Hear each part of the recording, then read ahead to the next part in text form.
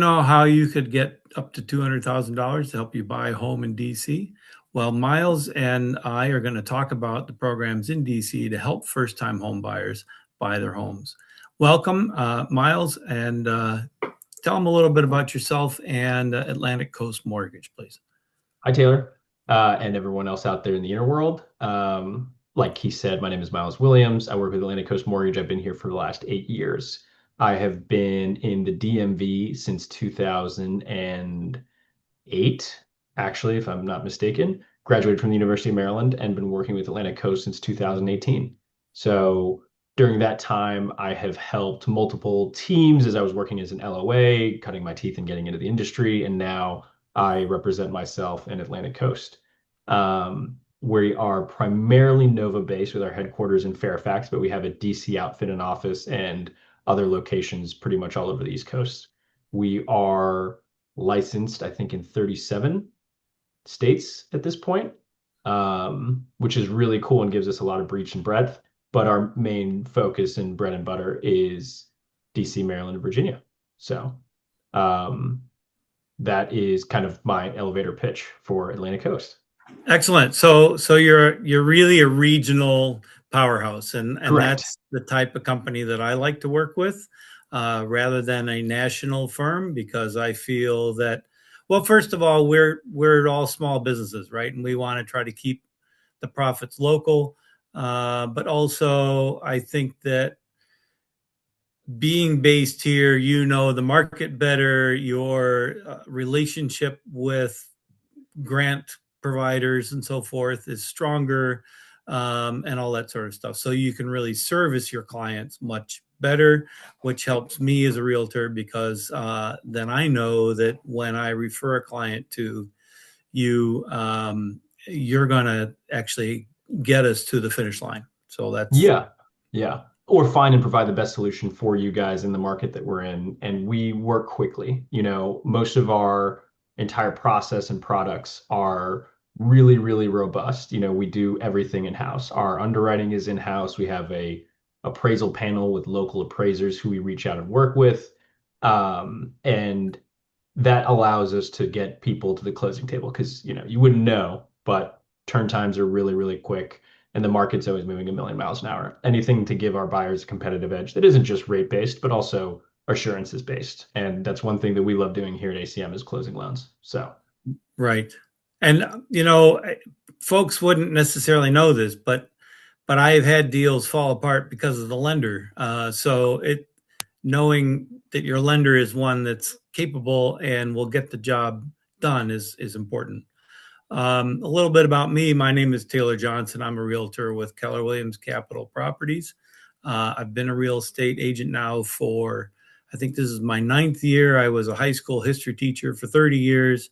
I have a lot of extensive experience with renovation and construction as well. So, I can really help you see a building and know what its potential can be, or whether or not what we're looking at is a major fault or something that's kind of minor.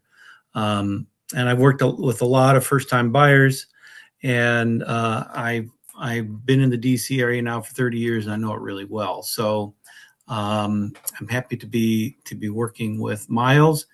We're here today to talk about 2 programs in the District of Columbia called DC Open Doors and HPAP, or Housing Purchase Assistance Program. We'll start with DC Open Doors because in many ways it's the simpler of the programs, right? And it's geared towards folks who have middle to higher income. Myles, tell us a bit about what's available and what the benefits of this program are. So like most programs and products that allow first-time home buyers to get into markets, their real appeal is the assets, right? So you get a loan effectively to bridge the gap in your financing. For DC Open Doors, it is a 3% down payment assistance loan that goes towards your down payment assistance and closing costs. So they give you up to 3% of the purchase price of the home, assuming you qualify in order to purchase that property, right? And this just helps people who may not have both or all the cash required to get a or to cover the closing costs and the down payment. For rule of thumb, a general rule of thumb that I like to tell clients, buyers, and people by the buy is that your closing costs are usually going to be around 3% of whatever the sales price is. So for $300,000 purchase, that's around $9,000 in closing cost, right? Right. The And your same, down payment would be another 9,000. So you'd have to come up with 18,000 cash if you didn't exactly. have a program helping you. Yes. And for many people, that's a big hurdle. Yeah, huge hurdle. And that's why these programs are here, right? The differences, and we'll get into the nitty gritty of all of this stuff, are nuances kind of like in qualification and how much money you're getting. Like for instance, with HPAP, depending on what your qualification is, you can get up to, like you said, $200,000, right? That's income qualification based. Um, and basically what your gross income would be, you'd have to be 50% of the MFI, but more on that later. Sticking with DC Open Doors, the real main qualification points that lenders look for and that DCHPAP is going to want to look for. Minimum credit score of 640. You can always use this as kind of a guideline and as a rule of thumb with any state lending provider, right? 640. Okay. 640 generally. Sometimes you'll have 620 with exceptions. I rarely see it, but a 640 minimum is going to be your safest bet. Your lenders are always going to be able to look this up. And a lot of this information is online too. So you can always look this up. It just takes a little bit of digging, and then getting the pre-approval will obviously have to come from a local lender. And we'll get into that. The other thing is most of these down payment assistance programs are income regulated, right? So Right. the DC Open Doors has an income max that can't exceed 216,580. So gross That's income. generous. I know. It is quite generous. But there are certain aspects maybe people don't realize have the potential for. And the DC is a high income, high cost area as far as other states relative to the greater United States as a whole is. So Right. that $216,000 allows a lot more people livability and access to these programs because life is expensive here. Food, Yeah. regular costs, rent, those aspects are what these programs are designed to bridge the gap for. And the reality is that some people who may be making at least $100,000 a year are going to find themselves, depending on where rates are, pretty strapped, right? And finding that their Yep. housing payments and regular monthly payments are going to be eating away into their take home. Um, and then the other thing about DC Open Doors is that you don't need to be a first time home buyer. However, you cannot own a property at the time of settlement.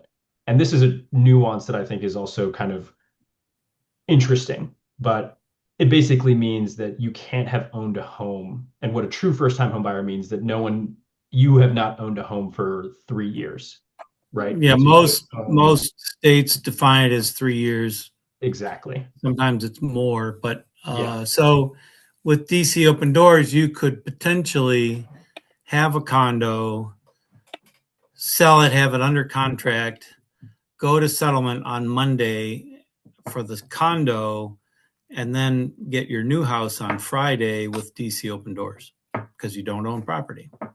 Right, right. And that is a huge potential for certain people, right? It would be tough insofar as getting you to the table because their underwriters are going to need to see verification. And like most loan programs, except for VHDA, what you have is an outsourcing of the underwriting process. So while we work with these down payment assistance programs, Atlantic Coast is delegated with, say, VHDA, Virginia Housing Development and Authority. They are, and we have done so many loans with them that we have the in-house delegation where we can underwrite the files ourselves. When working with Maryland MMP or working with DC HFA, Housing Finance Administration or Association, we have to send off the lender package and their criteria. They have their own criteria with which lenders need to adhere to in order to get you through qualification. So because Right. of the But selling with of DC Open Doors, pretty much if you approve them, then DC approves them. They don't have separate underwriting the way they do with HPAP. Is that right? yes and no, right? They still need to review the package, and we still have to adhere to things like the maximum Their DTI guidelines, requirements, right? right? They Yeah. have their own requirements where we could push you up to maybe a 50%. Sometimes they might have a single front-facing threshold of 40%, right, or so, and we wouldn't be able to get around that. So it's always about making the numbers work with whatever your buying power is relative to each of these programs, right? Right. But other than that, and that's not anything that a buyer would need to do or have knowledge of, right? That's something that we work as lenders to work with these programs and products in order to kind of like get you to the closing table. Right. And I think you've alluded to something that you haven't said specifically, but that's important to stress, I think, is you have to qualify on your own for the monthly payment that you're going to be making for this mortgage, right? Correct. And then the assistance is what, as you said, bridges that gap for the down payment. And if you only qualify for, $200,000 house, you can't buy more than a $200,000 house. Correct. It's not giving you money to go buy a more expensive house. It's just giving you the money to buy the house that you qualify for. Exactly. So, and that's how it would be for almost any lender, right? That's what we would underwrite you for as well. This is just allowing you to kind of get into a pool of money that you maybe didn't necessarily have that you could use. Yeah. Yeah. Excellent. So it's set up as a second lien on the house, which means that Yes. it's, God forbid there's a foreclosure or something. The primary mortgage is the First main payout, benefit, right? first payout, and if there's anything left, then it goes to the second lien. Mhm. So when is that paid back? So for DC Open Doors, it's 0% non-amortizing, right? And the loan is due payable on any of the following: 30 years from the date of the loan closing, when the property is sold, right, by gift or otherwise, or when the buyer into an entity or person refinances the first trust mortgage, right? And that's usually the strings that are attached with a lot of these products. Right. When you are going to the table and getting down payment assistance, you don't have the cash. And what their expectation is for HPAP, they don't have a interest rate premium, right? But for DC Open Doors, they do. And we'll get into that difference there. But all that you need to know and buyers need to know is that for DC Open Doors, that 3% does come with strings. You have to pay it back. So, in so far as that first 30-year term is concerned, if you wait 10 years or 15 years, part of your equity and the appreciation that you're getting is going to pay back whatever you borrowed. So that 3%, right? And In really, this area, we're averaging appreciation of 4 to 5% a year. So in correct, 3 or 4 years, you've more than covered that second lien if you correct. with equity in the house. Right, right, right. And that goes back towards getting you into the home, right? If you're strategic about it and you're working with someone like Taylor, who knows the markets, knows the areas, and knows kind of what the appreciation will look like, what's going to be developed, what's going to be coming new, you can make it so that it pays for itself, right? Yeah. And the whole idea is to build equity over time, right? That's the whole point of a home and the whole point of mortgages in general is for you to get something out of it. Right. And that's in a long-term kind of view. But uh, on the note of their interest rates, they being DC Open Doors, publish their interest rates daily, right? They require, and what you're doing by getting this money, although it's 0% deferred, because you're paying a higher interest rate relative to whatever the state, in this case, DC, or the city DC is doing, that's how you're paying for the money that you're borrowing, quote unquote, right? So there's So like a 0.5% premium or something like that, right? That's less over the the 0.5%. It's more of like you and if I could share my screen, you could see the DC Open Doors interest rates that are published when you're borrowing and using these programs, right? If you have the 3% on a conventional loan in down payment assistance, but you make um, greater, so more money than 80% of the area median income, which is going to be pretty common. For I think DC, that comes to $10,800 a month or $128,000 a year as of 2024.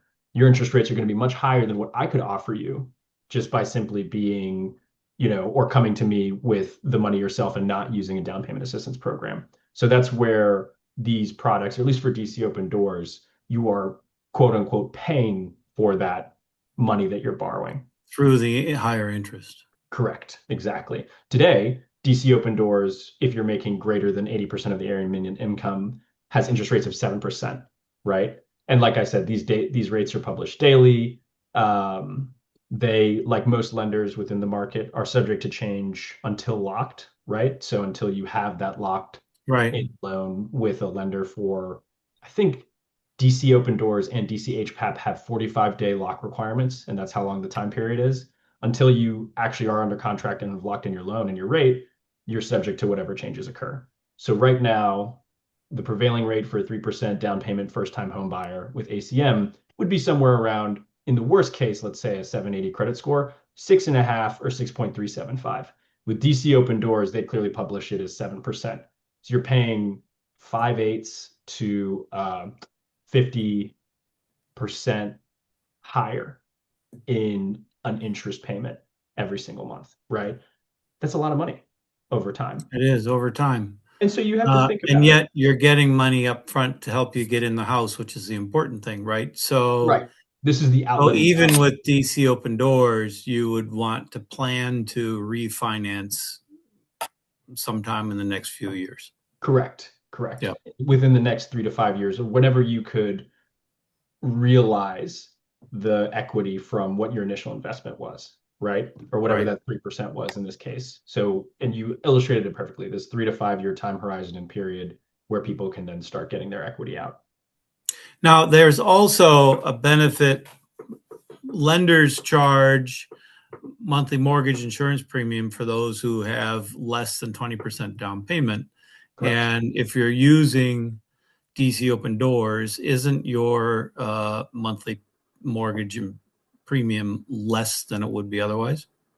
It again They used to depends. do that. I don't know if they still do that. I haven't seen anything insofar as that concerned because their final stop, the person that is really servicing the DC Open Doors loan and who gets that is the National Bank or First National Bank. It's either First National Bank or it's what's it called? It doesn't matter. It doesn't really matter, but they have all of their requirements. Okay. And insofar as the coverage is concerned for first-time home buyers, that's anywhere from 30% and below, but really depends on what your credit is. So the better your credit, and by using this, then you can get better mortgage insurance options. Got it. And then there's a mortgage credit certificate, right? Correct. There's the MCCs. And explain what that is. So MCCs are credits that you could basically get a refund for, or credits on the interest that you're paying every year, right? It's right with your taxes, right? Correct. Exactly. With your It taxes. increases your tax deduction, I believe, right? Exactly. So by applying for that, you get this tax refund at the end of the year where I paid X amount and you're getting this reimbursement through the interest that you've paid. So another benefit for these types of programs and products. And MCCs are becoming more popular all around, right? Mm-hmm. Conventional loans are giving them, and it's a benefit to get home buyers. The benefits for the state are they're paying taxes. Owning a home helps the revenue within each of these counties and in each of these Right. places. It's better than rent for the states, which is why they create these programs to incentivize first-time home buyers, right? It's like, hey, we're getting taxes, you're getting appreciation, you're becoming a homeowner. How do we make this work so that this can increase the home ownership and basically middle class within the United States? Yeah, great. And then for a person who wants to do DC Open Doors, they need to work with an approved lender, right? That's And they correct. can find that list on the DC Open Doors website, or any of the lenders that I work with are all approved. Yes. But I think it's also important, if somebody is shopping around, to ask how many of these loans that particular lender does. It's one thing to be approved. It's another to actually do them, because they're not easy. They're complicated. And sometimes, the form filled in incorrectly delays the process, or if there's an issue and we need to call somebody to figure out how to solve it, we know who to call, and they know who you are and that you're competent, and that they'll work with you, right? Yeah. So that's a really important factor as determining who you work with, I think. Yeah. And I think that the DC HPAP and DC HFA has always gone through different renaissances, right? In the low interest rate COVID boom, right? I think that ACM, or at least my team and I, probably closed in that 3 year period anywhere from 7 a year to 10 DC open doors and DC HFA a year. So over a 3 year period, 30. And that was just with us as being one lender and one team. I mean, realistically, I think Atlantic Coast has done well over 500 DC open door loans, right? Yeah. The relationship is because we're outsourcing and shipping off these products. The most important aspect of knowing how to work with any sort of third party subsidiary, kind of like if you're doing a jumbo loan, is how to adhere to their guidelines and respect their turn times, right? When you're writing a contract, what I would tell anyone who's getting money from DCHFA is that it can't be a 30-day close, right? This other subsidiary is going to need the time to get the package, to review everything. So a 45-day contract is more realistic. And that helps both expectations on buyers and seller sides meet whatever the demands are and what it's going to look like. The complication is not actually in the loan process itself. The complication, I think, breaks down when the communication isn't there. Making sure you have a good relationship with people at DCHFA, making sure that at least things on the internal side between you as the realtor and the buyer, and then the seller's agent are clear on what the turn times look like, and then understanding everything that's held in-house with the lender like ACM can move quickly, and we have control over that. That's going to be putting you as the buyer and your clients in the best position possible. If you don't have good communication from your lender, if you don't have constant updates on where things are when it comes to, let's say, condo documentation or an Right. appraisal or title, right? That's where things can really become complex. Outside of that, DC Open Doors and DCHFA outline their requirements very, very openly. You can look them up online. Anyone can look them up online. Adhering to them is not really the difficult part. The difficult part is making sure that your timelines are realistic with what it takes. I think from submission, depending on the volume that DC Open Doors and DCHFA has, they are usually a 2 to 3 day turn time review. So what we would do at ACM is effectively lock in your loan and lock in the interest rate. This is once the client is under contract. Run through the process of reconfirming income and asset documentation, disclosing the loan, ordering the appraisal, ordering the title work, ordering the condo docs. And then once we have all this information back, usually we can get the majority of that stuff within 5 business days, so 1 week turn time, sending that package off all at once with everything checked off, with all the checklist items kind of packaged well. That allows these systems and teams at DCHFA to work that much more efficiently. Because once they have the product and the full background of whatever the loan terms are, they need to review it. And that can take anywhere from 2 to 3 business days. They only Right. work 9 to 5. They don't work kind of like you and I do, where we're working around the clock and on weekends. We have to adhere to their turn times, their one in, one out, and things like that. They have banker's hours. Yes, exactly. Right, right, right, right. And it only gets made when someone's in there, right? Um, but insofar as things are concerned, the program and product is very straightforward. It's like you said, do you qualify for this, right? And are you okay with the monthly payment? Because at those higher interest rates with DC Open Doors, 7% interest rate is going to look a lot different per month than 6.375. Yeah, it So, has an effect on your monthly payment for right, sure. right, right.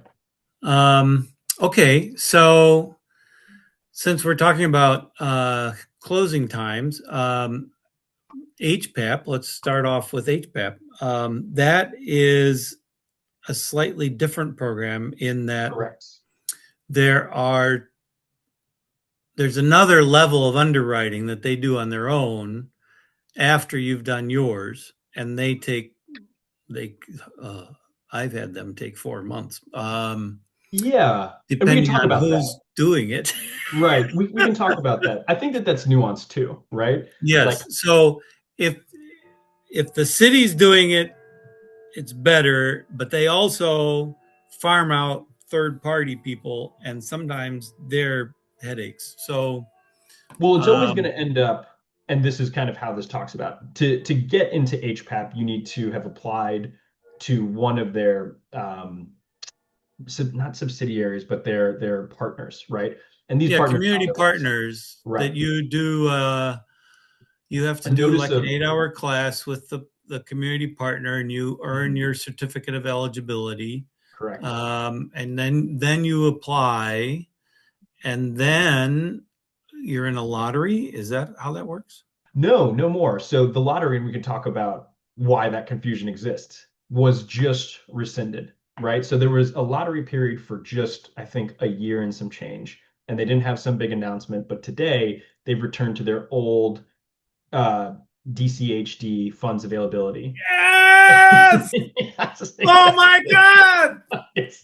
So for the Oh, fiscal year of 2026, and the reason you're so animated is because a lot of what a people mess that it was a was. mess. It was a total mess. It was terrible. And actually, I just found this out recently. And it was painful because there was a period of time where a lot of people weren't utilizing this program and product because of how well, one, much volume was going into it, which led to a lot of issues, which led to your 4 month underwriting kerfluffle that you just described, which then led to them using the lottery system to kind of I think, reset the playing field. Everyone who has their notice of eligibility, because they changed it from certificate of eligibility to notice of eligibility, right? Now has the opportunity to still have and access these funds, but they reset every single year. Every single fiscal year they reset. So around October they reset, and then I think the notice is sometime in December, right before January, when people get notified about when and how much the funds are available. You today can go online to dhcd.dc.gov and look at the HPAP funds availability. You can also Google it and you can see it. And you can see the total amount reserved and the total amount available. And they have this out there. Applying starts with one of their community partners, right? And they also have this on their website. So you have counseling services, Latino Economic Development Center, Lydia's House, Mana Incorporated, Marshall Heights, and University Legal Services. Any one of these community partners will help individuals go through the 8 hour class, understand what it means to have a mortgage, and then allow you to then take that notice of eligibility to a lender and start the process of getting pre-approved. After you receive that pre-approval letter, you would then take that back to one of these community partners who would give you the notice of intent to proceed, or NTP, right? You can then submit that to HPAP and DCHFA. And from there, DCHFA gives you I believe, 4 month window with which you can get under contract and you have these funds reserved, right?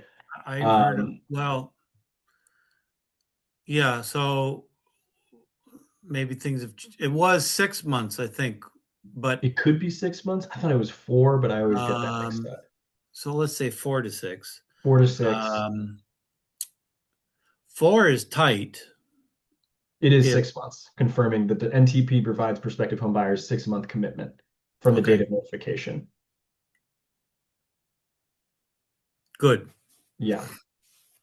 because it can be really hard to find a place um, that everybody likes in a neighborhood that everybody likes in a Mhm. condition that everybody likes Mhm. in the price range Right. within 4 months. So Yeah. And insofar as the loan kind of looks, right, and the details of the loan. So it's 0% interest, fully deferred or repayable, second mortgage. You can get up to 202,000 depending on where your median income lies. So if you're around 50K or below, you can get up to 200,000. If you are in the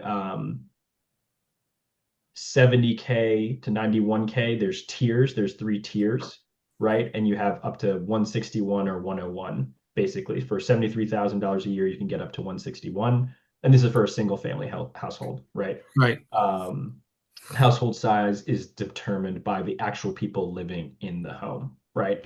So So a parent and two children is a household of three. correct. A parent and two children is a household of three, right? They will take into account your tax returns. And this is something that I talk to buyers about consistently. We need a full and robust file when submitting your notice of eligibility and NTP.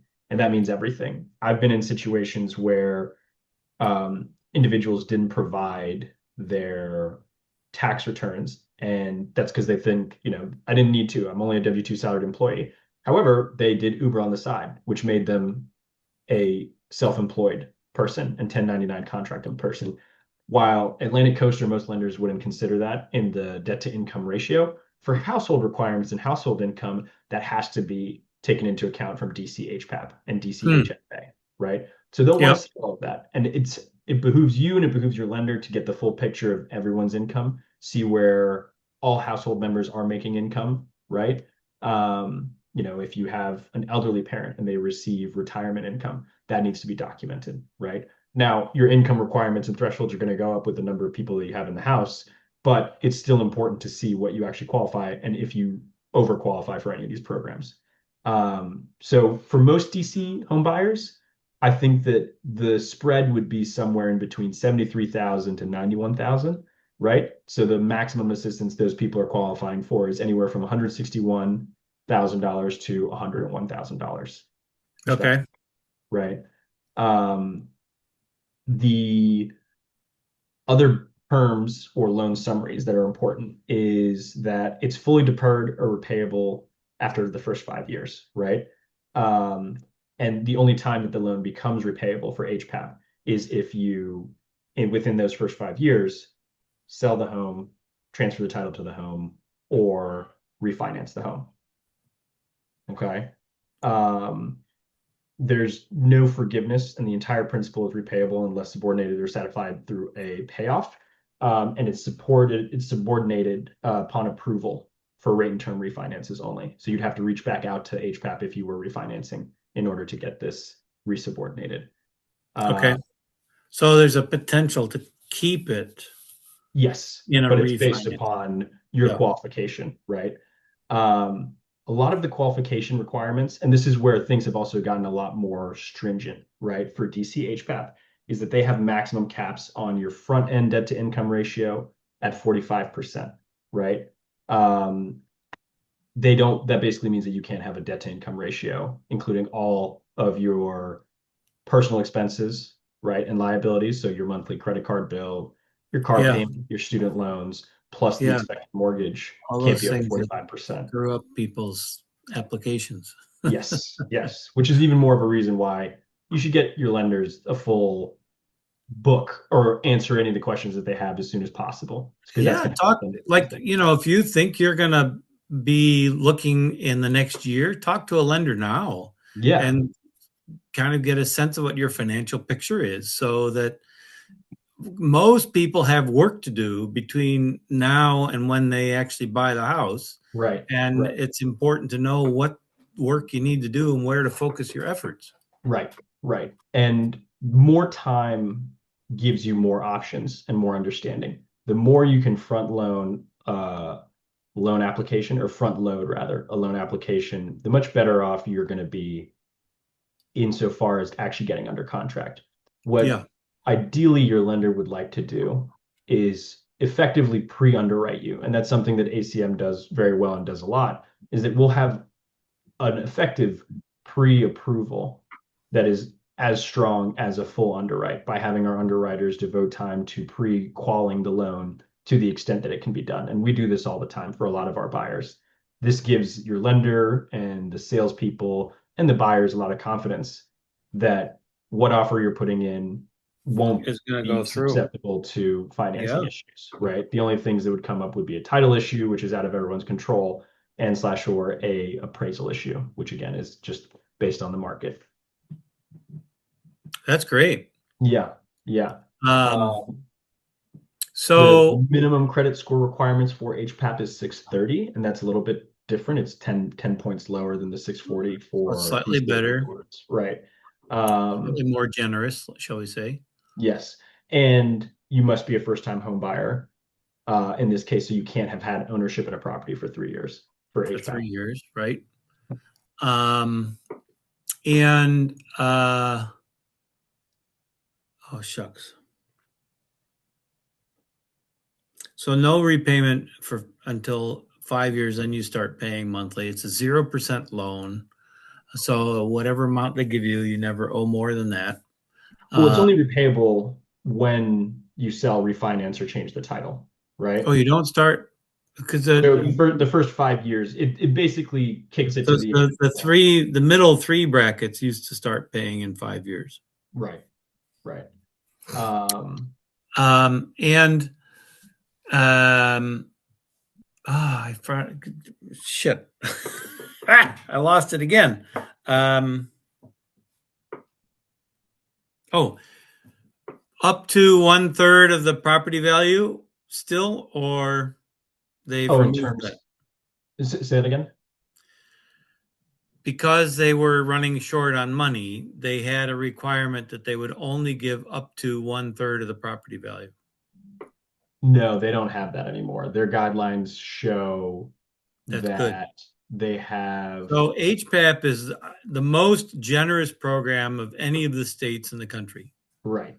And it's the only program where folks can actually buy a house that is worth more than what they qualify for on their mortgage payment. Right. I think their only loan requirement is the max, or purchasing requirement is, trying to look at it. The maximum first trust cannot exceed the conforming loan limit of 800,304. Mm-hmm. Right. Yep. Now making those numbers work in interest Yeah, rates is the going to be numbers tough. have to work, right? So it kind of, makes it balance itself out, right? You can qualify for to that amount, but realistically, you would have too much income if you did, right? And you'd be out of the bracket or qualification for the product. Right. Are there any downsides you can think of to using HPAP? The only downside I can think of is competitiveness with your offer, right? So due If to their you're in a multiple reputation, offer situation, right? exactly. Yeah, that's the only downside that I can think of it is, you know, it's going to make your offer seem less attractive to a potential seller when someone doesn't need HPAP loans or funds in order to qualify. That is going to look much cleaner. The closing time and time frame is going to be much better. So I feel like that is really the only downside in a competitive market like DC. There's also a stricter inspection element to HPAP. Right. Insofar as the initial home inspection, or are you talking about the Yeah, appraisal? the home inspector has to sign a special form that you've Right. passed the inspection. Right. So you need to make sure that the inspector that you use is one who's familiar with HPAP and has, I guess any inspector can do it, but ones that are on the approved list are better. And if there's an issue, then they have to go back and re-inspect and make sure that it's been fixed before you can move forward with the purchase. I've had a couple of deals that have been sidelined by the inspection. So it's really important to know that your realtor knows inspectors that work with the program, and that can help you get through to the finish line based on the inspection piece. Right. Because they want everything working, and which you should have, but normally there are things in an inspection that we might sort of overlook, so to speak, because they're considered minor, that HPAP will not overlook. Right. And that's more on your side. So I didn't know that, actually. I Yep. didn't know that the deals could fall through if the inspector had missed something that wasn't signed off on to code, right? We don't deal too much with inspectors on the lending and the financing side. We just Yeah, we hear. try not to share that information with you all. Yeah, exactly. Right. Because we're trying to get the clients to the closing table. Yeah. Yeah, Um, but yeah, so both of these products are options, and these options are there to help buyers realize the benefits and potentials of owning property and appreciation, and they help the states with tax revenue, right? It behooves you as a buyer to become a homeowner. It behooves the state to have more homeowners, right? It's another income and revenue source. right, Um, a big hurdle, I think, for buyers is and will always be being underprepared, because the sooner you can get in a loan application, the sooner you can start talking to people like you and spend your time looking for properties. Because as being in the process, it moves really quickly. You can see a home on a Sunday after an open house, and it can have 3 to 4 offers on it that evening, right? And that can happen in a lot of times. And that can happen a lot of times for a lot of buyers for an extended period of time, which is why the notice of intent to proceed is 6 months, like we discussed. You know, being front loaded and prepared will allow you to see homes and go through the process with confidence, so that you're not seeing a home on Sunday for the first time and you're realizing that you have a lot more work to do, or that you might be doing that process for much longer than you think because of the multiple bidding offers, because of the property you might not like, home inspections might not be there. You know, it just would always help not only you as a buyer, but it helps the entire process move really quickly the sooner you can get in a full loan application. So I think that what you said, that full year out, is really smart yeah. thinking. And don't be afraid to call a lender and say, hey, I'd like a consultation just to sort of see where I am. They're Miles is free. more than happy They're to talk to free. you. Yeah, the Yep. consultations are free. A loan application costs $0. You can complete it, and you only pay for things like the credit report and the appraisal once you're under contract, and for at least the credit report when you close. So once you're actually at the table. And in the cases of HPAP, this money is there. It's there for a purpose. So why not try and take advantage of it while it's still there? In the lottery phase, I had 2 or 3 buyers that didn't know that it was, no one knew, first of all, that there was going to be a lottery period. And, a lot of people's prospective chances were derailed. So you want to take advantage of this when it's here. Right now, they have $4 million, I believe, left that are available as of February 17th of 2026. Okay.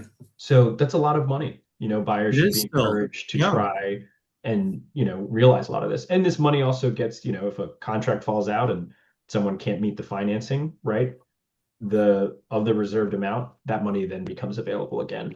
So always take advantage of these programs and products whenever you can. Great. So again, just to recap for folks, the main thing is you need to qualify on your own for a mortgage payment, and that determines your purchasing power. The lender, such as Miles, that works with DC Open Doors or HPAP, can help determine whether or not you qualify for those assistance programs to help you with the down payment money. Your realtors, such as myself, can negotiate with the seller to help you pay the closing costs. So potentially you could purchase a home with very little of your own money up front, which is a pretty attractive option.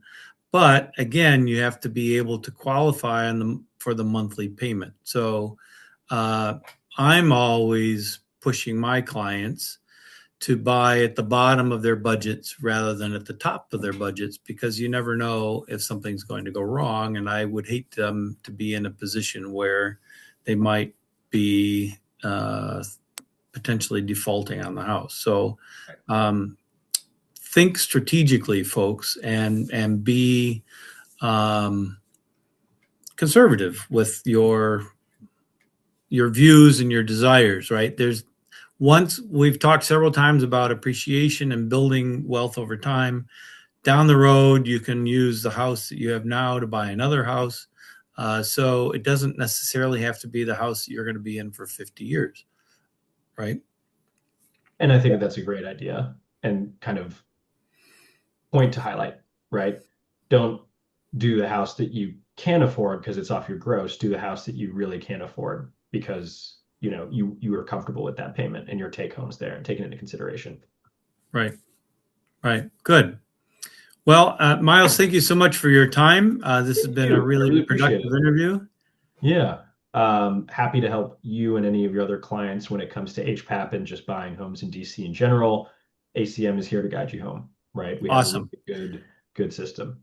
Folks, we will have our contact information in the link below. If you found this video helpful, please like it and subscribe to the YouTube channel so that other folks like you can find it as well. And share with your friends. Thanks very much. Have a wonderful day. Bye, Myles. Take care.